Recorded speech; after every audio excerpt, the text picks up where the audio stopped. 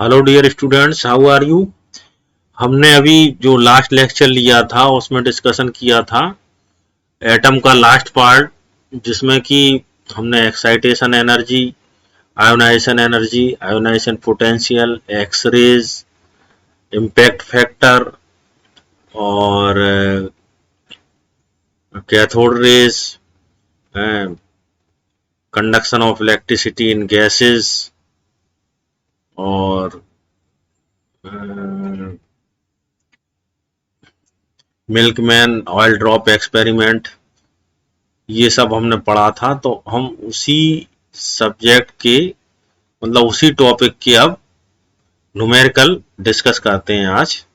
ठीक है, तो चलिए हम आपको व्हाइट बोर्ड पर ले चलते हैं।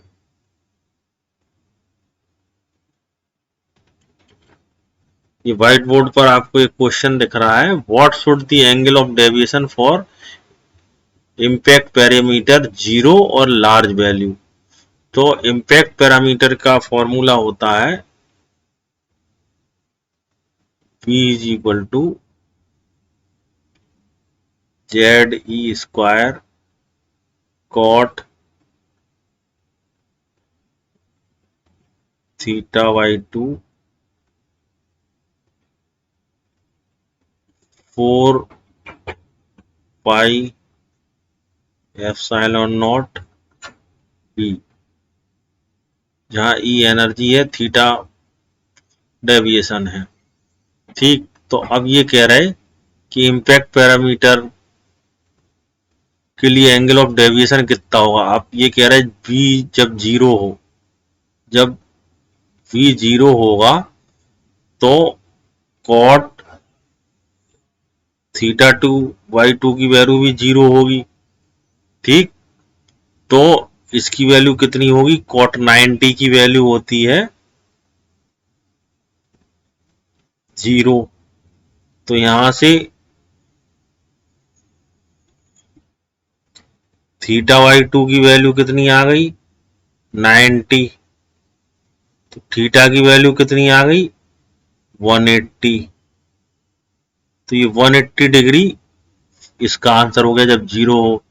तो जब लार्ज वैल्यू हो बी की, यानी बी की वैल्यू जब इन्फिनिट हो, ठीक, तो थीटा की वैल्यू, थीटा बाई 2 की वैल्यू आएगी जीरो, तो थीटा की वैल्यू भी हो जाएगी जीरो। तो इस केस में आंसर आएगा 180 और इस केस में आएगा जीरो। ठीक, चलिए नेक्स्ट क्वेश्चन देखते हैं।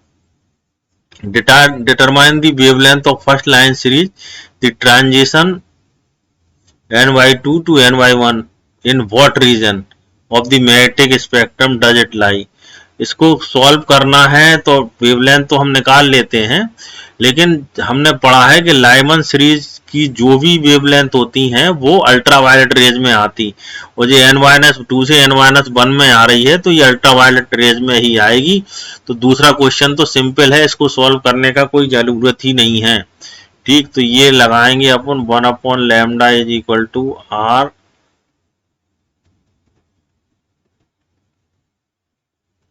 1 का स्क्वायर माइनस 2 का स्क्वायर। तो ये आएगा 1/λ is equal to R 1 minus 1/4। तो ये आएगा 3R/4 1/λ की वैल्यू। तो लैम्डा की वैल्यू आएगी 4/3 इंटू 1/R। ठीक, तो इसकी वैल्यू होती है 1/R की वैल्यू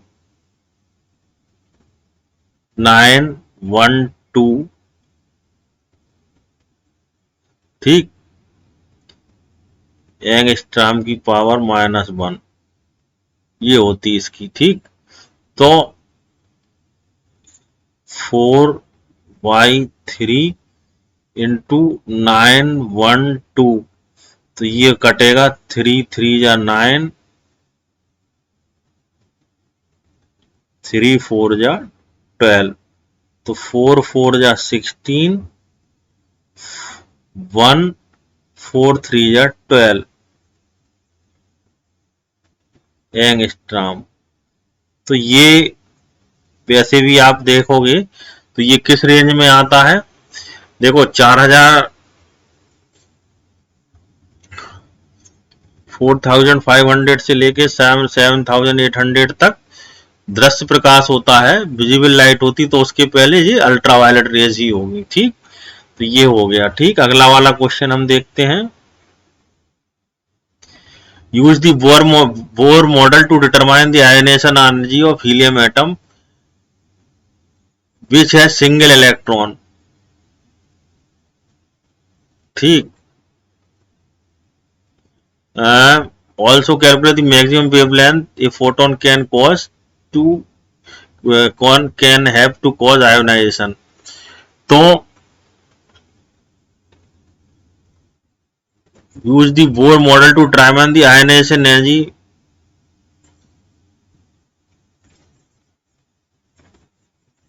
आयोनाइजेशन एनर्जी निकालना है इसकी।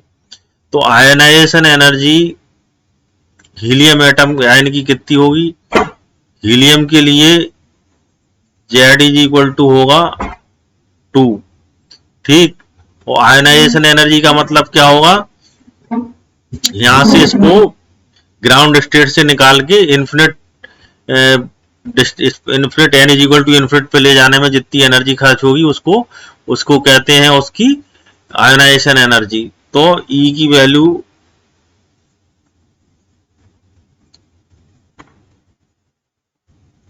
13.6 1/n² -1 इन्फिनिट तक ले जाने में वो उसकी आयोनाइजेशन एनर्जी होगी, और ये Z² होगा। ठीक, तो इसकी n की वैल्यू तो 1 है, तो ये हो जाएगी 13.6 इंटू 4।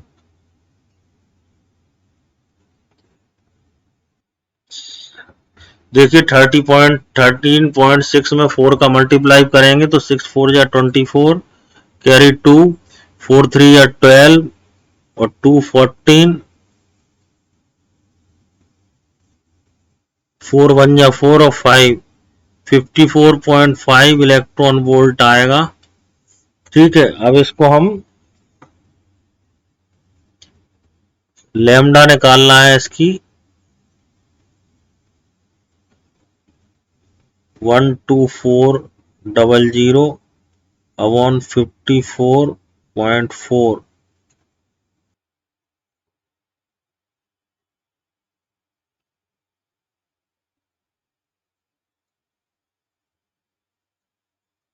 इसका आंसर आएगा 22.8 angstrom.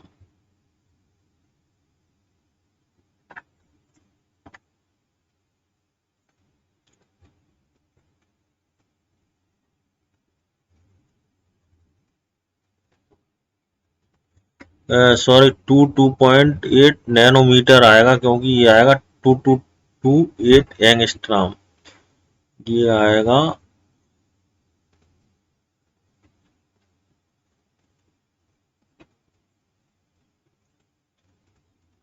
228 angstrom.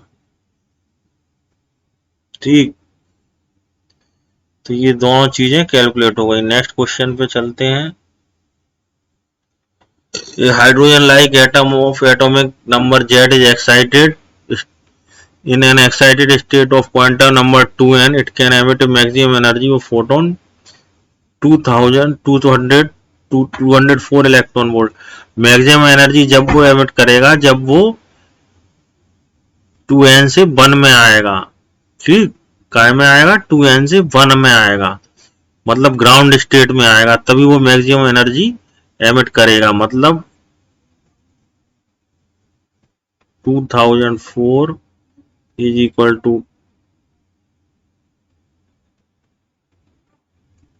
13.6 1 minus 4n square into Z square. ठीक, तो ये हो जाएगा आपका 13.6 4n square 4n square minus 1 Z square 204। ये हो गई इक्वेशन 1। दूसरा, it makes a transition to quantum state n if it makes a transition to quantum state n a photon of 40.8 electron volt is emitted. मतलब अब ये दूसरी condition ये दी है 14.8 निकल रही है। अगर ये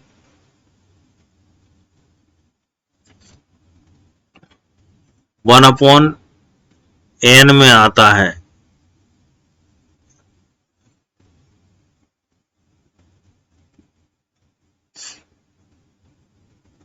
काय से 4n स्क्वायर से,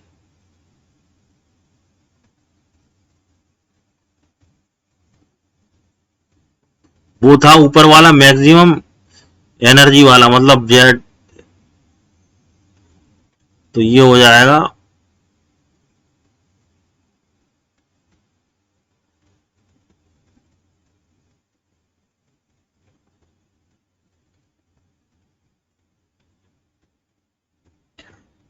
4 minus 1 is equal to 3 upon Z square. ये हो जाएगा इक्वेशन 2। अब इसमें हम इक्वेशन 1 में इक्वेशन 2 को डिवाइड करेंगे।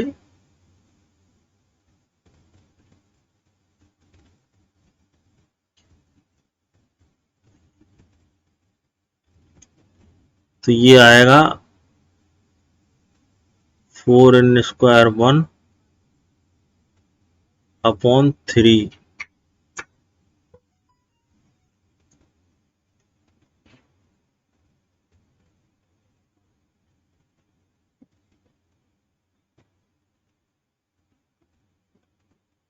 ये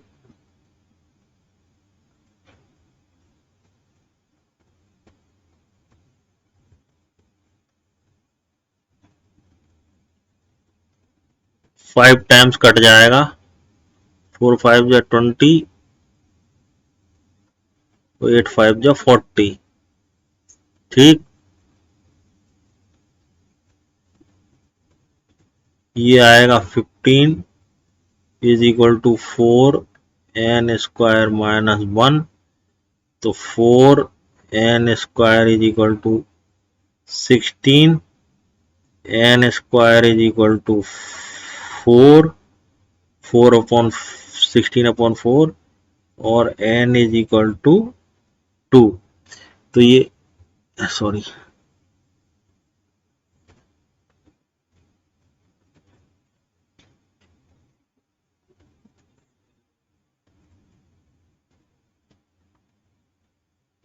n इज इक्वल टू 2। तो ये n की वैल्यू आ गई। Find the n। अब z फाइंड करना है। z के लिए हम इस वाले में रखे दे रहे। ठीक,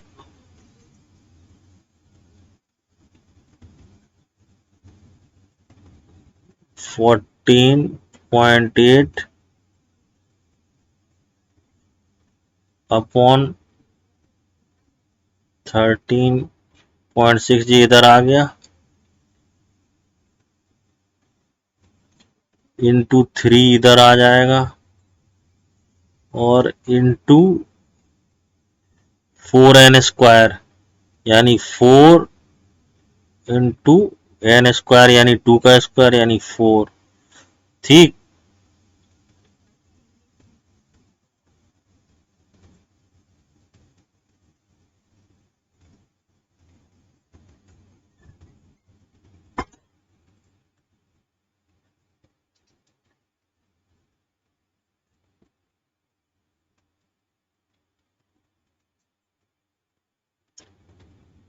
is equal to Z square. इससे 3 से इसको काटेंगे तो 3 1 जा 3, 3 3 जा 9, 3 6 जा 18, इससे ये कट गया तो जेड स्क्वायर की वैल्यू आ गई 16। तो जेड की वैल्यू आ जाएगी 4। ठीक, तो ये जेड भी आ गया, एन भी आ गया। And ground state energy in electron volt. Ground state energy निकालना है इलेक्ट्रॉन वोल्ट में। तो ग्राउंड स्टेट यानी एन इज इक्वल टू 1 में, तो सीधा सीधा जेड की वैल्यू हमें प्राप्त हो गई। तो ई इन ग्राउंड स्टेट निकालना है तो 13.6 में मल्टीप्लाई कर देंगे जेड स्क्वायर का। जेड स्क्वायर मानी 16 का।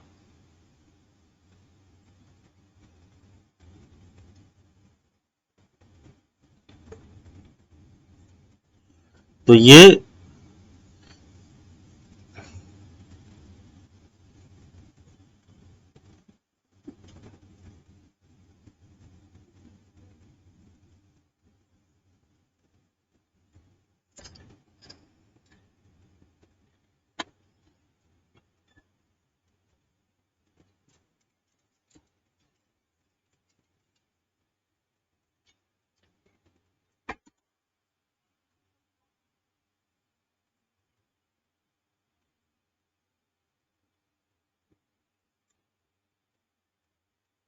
आएगी आपकी 2.6 इलेक्ट्रॉन वोल्ट। अब एक चीज और निकालना है इसमें। ये तीनों चीज निकल गई, एन जेड निकल गई, ग्राउंड स्टेट में एटम की एनर्जी निकल गई। Also calculate the minimum energy that can be emitted by an atom during de excitation. De excitation मतलब मिनिमम एनर्जी, मतलब 2n से 2n-1 में जब आएगा तो वो एनर्जी हमें कैलकुलेट करनी है। ठीक,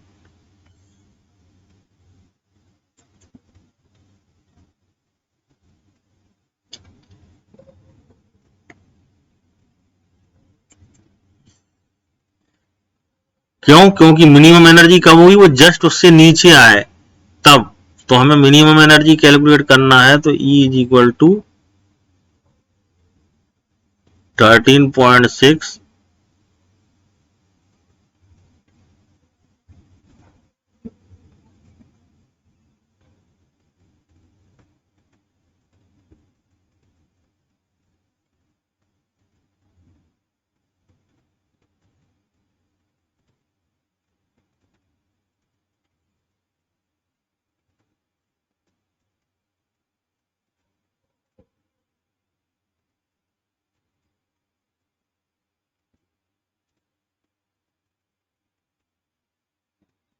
अब देखिए इसको कैलकुलेट करेंगे हम तो ये 13.6 2n-1 यानी n2 है।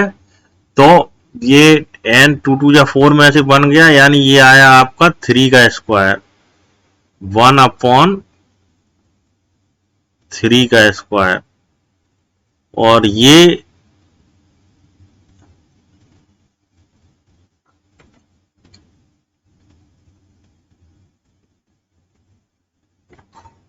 2n का स्क्वायर यानी 2 और 2 कितना हो गया 4, 4 का स्क्वायर यानी 4 का स्क्वायर यानी 16। और जेड कितना है आपका, जेड है 4 यानी 16। अब हमने इसको मल्टीप्लाई करना है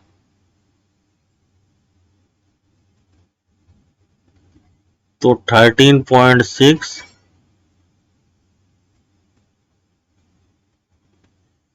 144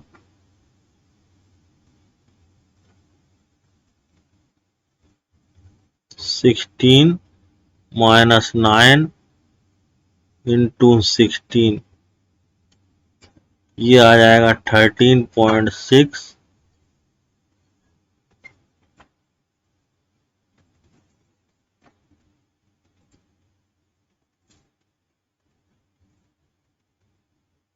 इंटू 7 अपॉन 144 इंटू 16।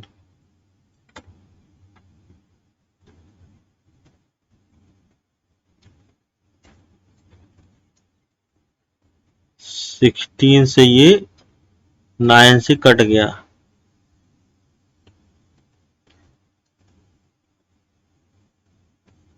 तो ये आया 13.6 into 7 upon 9।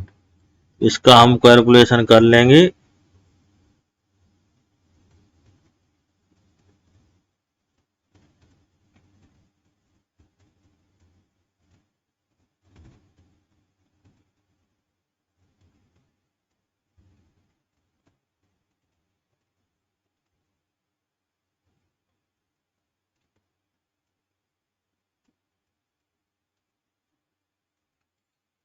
Ten point five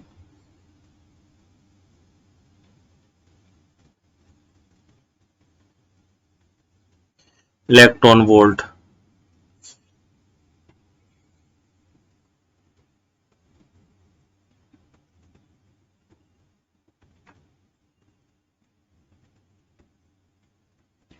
तो ये वाला क्वेश्चन हमारा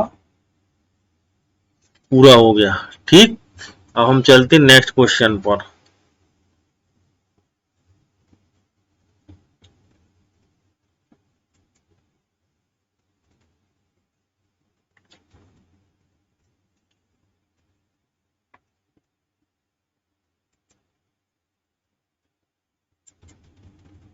A single electron orbits around a stationary nucleus of Ze, where Z is constant and E is the magnitude of electronic charge.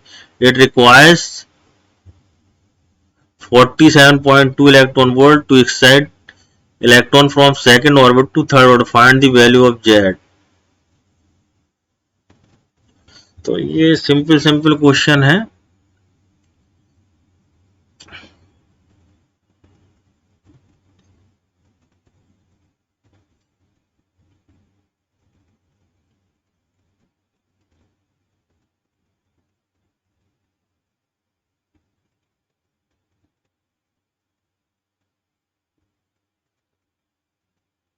Forty 47.2 electron volt energy खर्च हो रही है, जबकि हम कहाँ आ रहे हैं, सेकेंड ऑर्बिट टू थर्ड जा रहे हैं। ठीक, सेकेंड ऑर्बिट टू थर्ड मतलब 1/2 माइनस 1/3 और जेड स्क्वायर। तो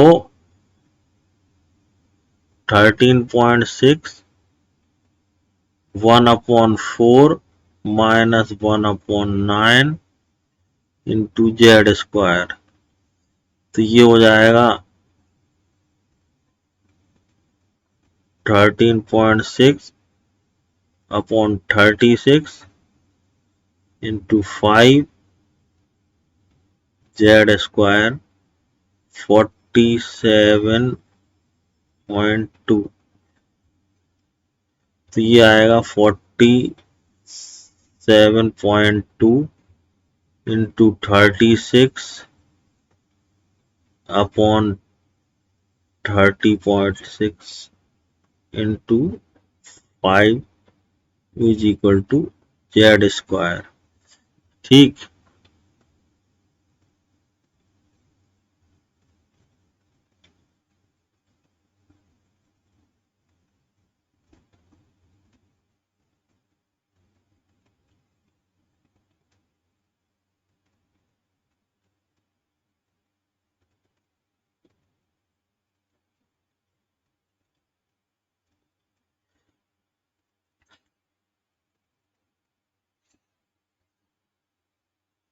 इसकी वैल्यू आएगी 24.998 is equal to Z square.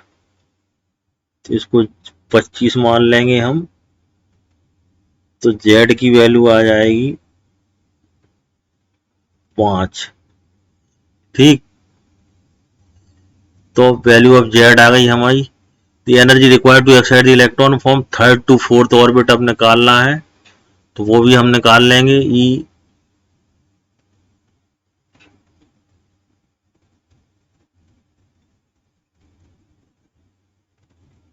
कहाँ से जा रहा है, थर्ड टू फोर्थ, तो 1/9 माइनस 1/16, जेड की वैल्यू है 5, तो ये हो जाएगा 25।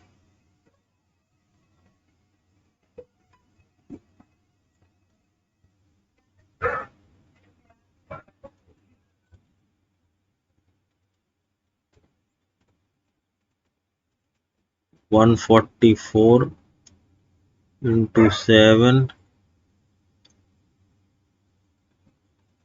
Upon 25।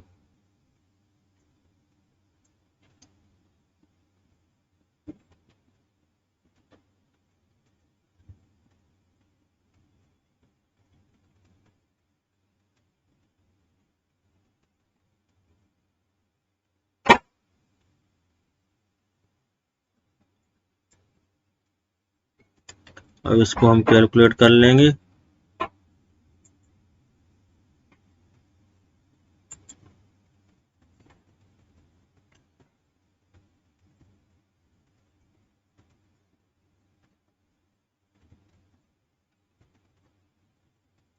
Thirteen point six into 7 into 25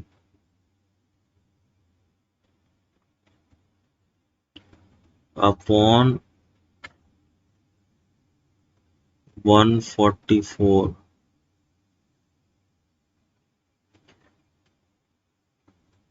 इसकी वैल्यू आएगी 16.5 इलेक्ट्रॉन वोल्ट। ठीक। अब नेक्स्ट क्वेश्चन है, wavelength of electromagnetic radiation required to remove the electron from first Bohr orbit to infinity. ठीक।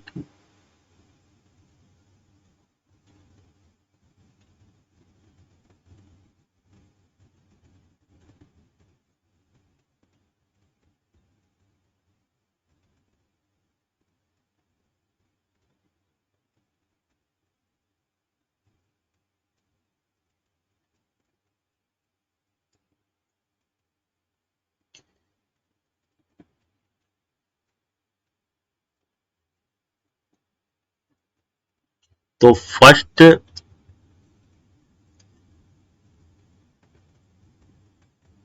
ग्राउंड स्टेट की E1 कितनी है, E1 है इसकी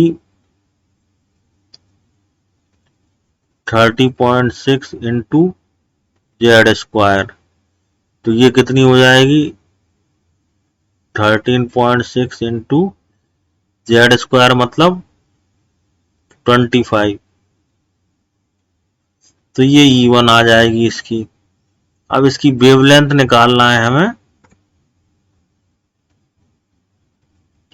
तो वेवलेंथ होती है 12400 अपॉन 13.6 इंटू 25।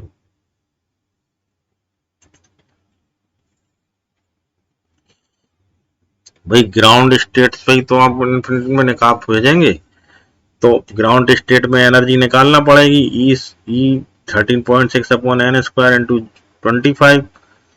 ठीक, तो इसकी वैल्यू आएगी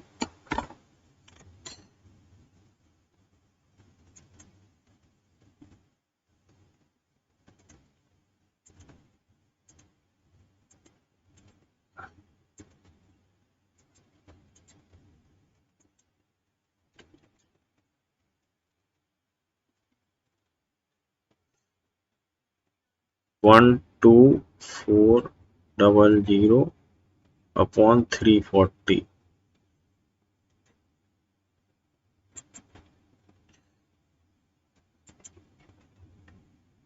12400 अपॉन 340।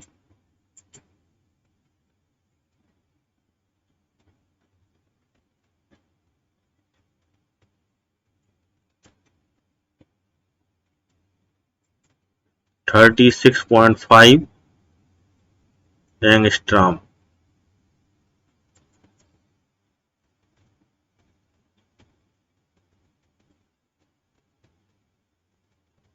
यानी 3.65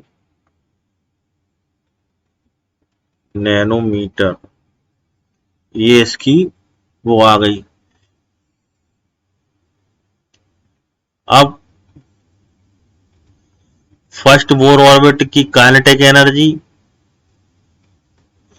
काइनेटिक एनर्जी टोटल एनर्जी के बराबर होती है, तो काइनेटिक एनर्जी इतनी ही होगी, मतलब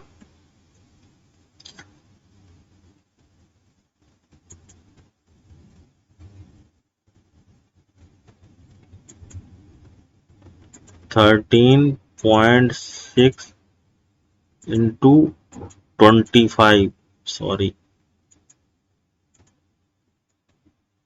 340।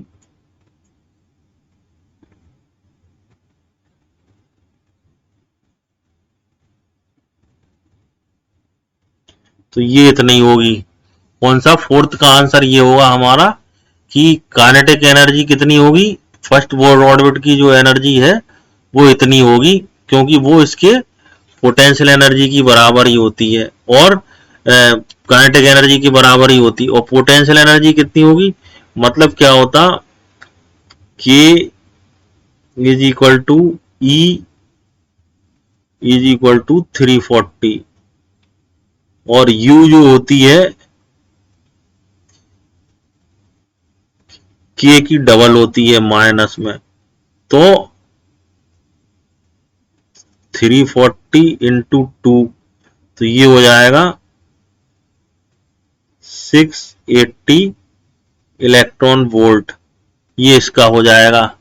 और मोमेंटम कैसे निकालेंगे हम लोग, नेक्स्ट पूछा है एंगुलर मोमेंटम। तो एंगुलर मोमेंटम की वैल्यू होती है एन एच अपॉन 2 पाई। तो यहाँ एन 1 है, इसकी वैल्यू दी है हमें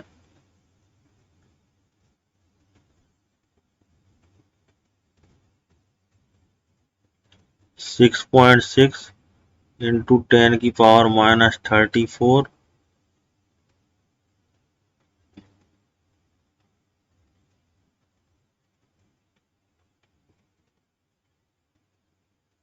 upon 2 into 3.14।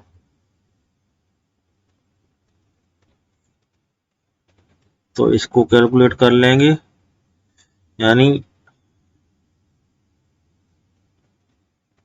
6.6 into 10⁻⁻34 upon 6.28।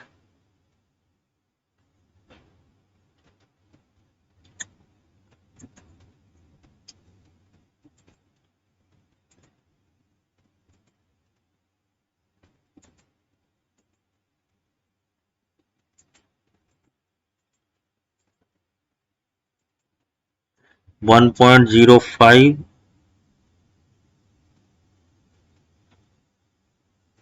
Into 10⁻⁻34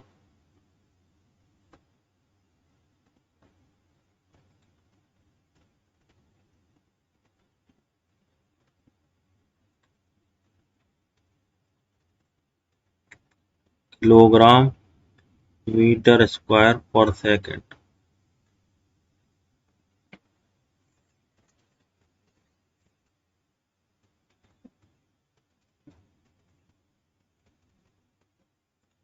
या जूल सेकंड भी कह सकते हैं इसको।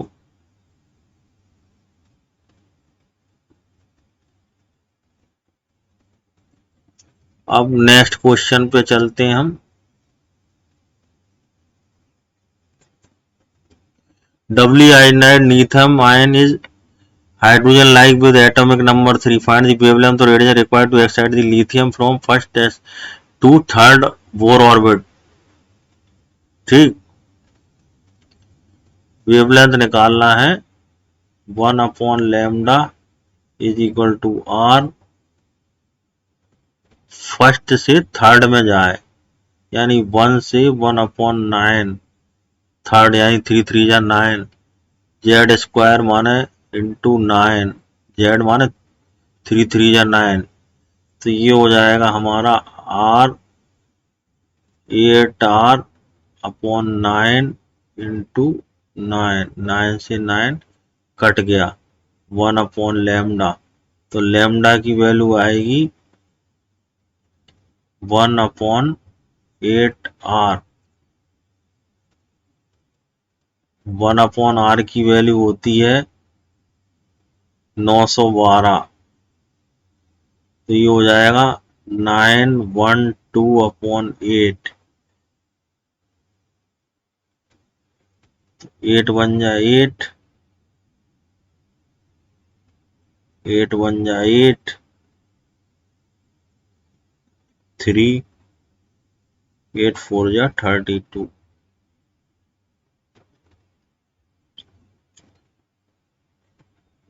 ये आएगी लैम्डा की value. How many spectral line observe emission from excite of the above excited system, तो n square minus n,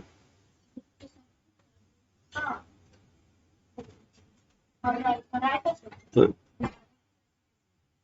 n is equal to 3 था, तो 3 3 या 9 -3,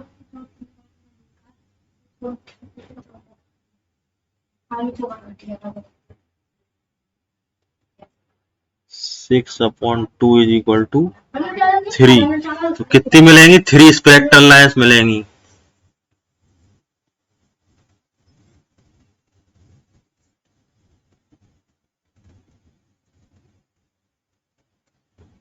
Find the minimum wavelength of X-rays emitted by X-ray tube operating at 40 kV।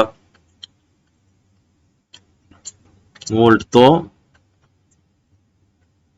Lambda is equal to 12400/40 kilovolt का मतलब है ये, ठीक। 1 2 1 2 4 3 या 12, 4 1 जा 4 इंटू 10 की पावर -2, यानी 0.31 एंगस्ट्रॉम,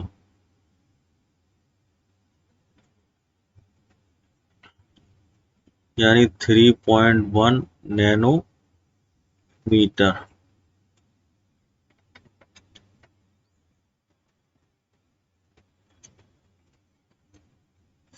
नेक्स्ट क्वेश्चन,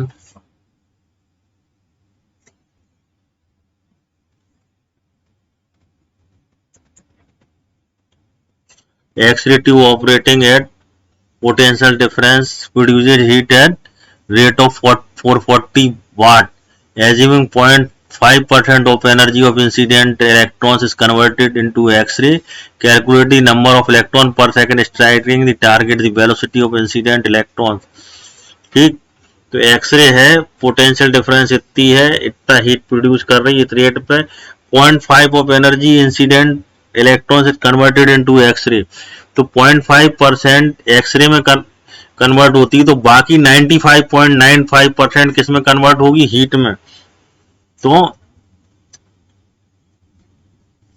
एनर्जी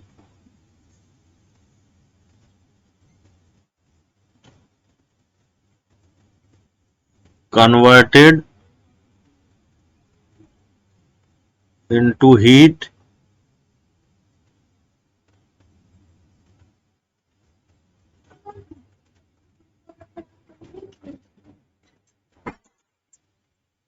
मतलब 100 माइनस 0.5 इज इक्वल टू 95.5% जो होगी वो काय में कन्वर्ट होगी, हीट में।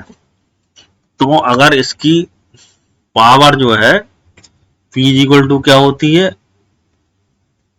I इंटू V होता है। तो P पावर है,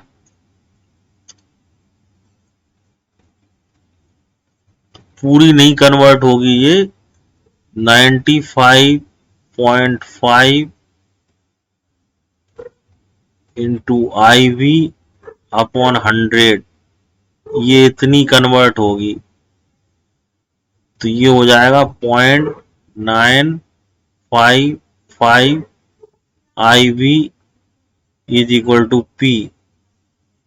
ठीक, तो P की वैल्यू है 720 वाट। ये है 0.955, वोल्टेज है 40 किलोवाट, यानी 4 इज इक्वल टू, इससे हमारी आई निकल आएगी।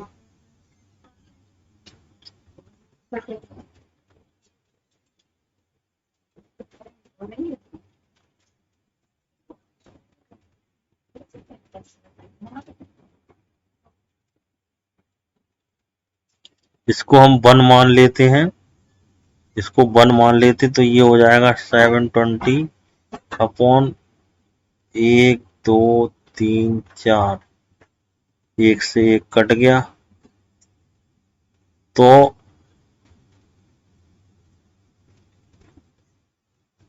720 70 टू 4 इंटू 10 की पावर 3, तो ये हो जाएगा 18 इंटू 10 की पावर -3, यानी 0.018 एम्पियर। ये इसकी आ गई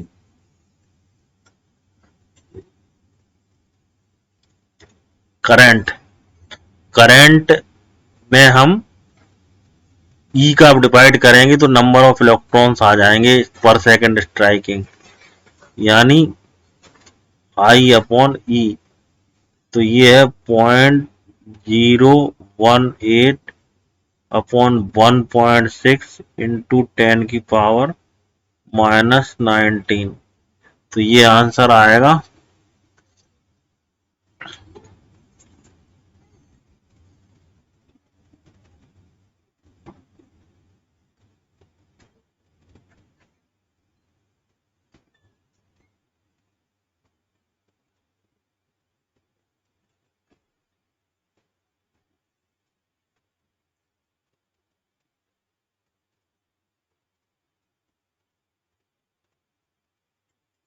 इससे ये कट जाएगा,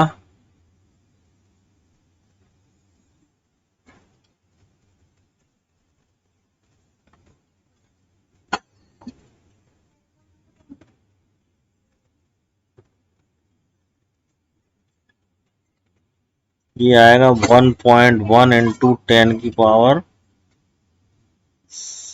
17 इलेक्ट्रॉन्स, एन की वैल्यू। अब क्या है, वेलोसिटी ऑफ इंसिडेंट इलेक्ट्रॉन्स निकालना है।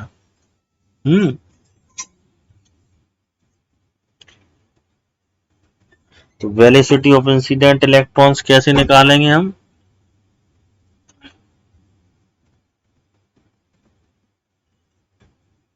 We E is equal to 1/2 M V square. V क्या है इसका, 2 BE अपॉन एम अंडर रूट, इससे वी निकल आएगा। 2 इंटू वी कितना है, 40 इंटू 10 की पावर 3,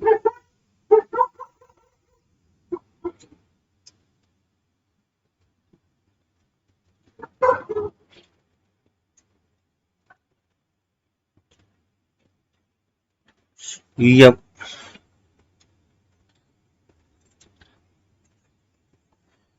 ई अपॉन एम की वैल्यू हमने स्पेसिफिक उससे कैलकुलेट करी थी, कितनी आई थी 1.77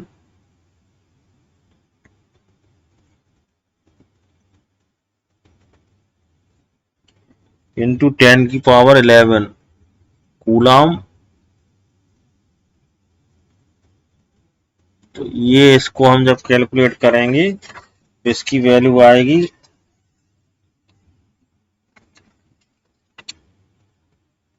1.2 इंटू 10⁻6 मीटर पर सेकेंड।